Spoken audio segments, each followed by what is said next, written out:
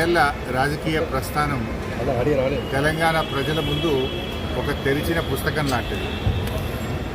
సరే, గత కొంతకాలంగా మా పార్టీ పైన అదేవిధంగా నా పైన కొన్ని రాజకీయ పార్టీలు చేస్తున్నటువంటి వ్యాఖ్యలనే వారు కూడా చేయడం జరిగింది.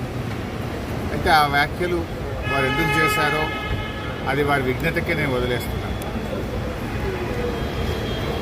కేసీఆర్ గారి నాయకత్వంలో గత 2.5 దశాబ్దాల కాలంగా ఒక క్రమశిక్షణ కలిగిన కార్యకర్తగా రాష్ట్ర సాధనలో, రాష్ట్ర అభివృద్ధిలో నేను చూపిన నిబద్ధత, నా పాత్ర అందరికీ తెలిసినటువంటిది.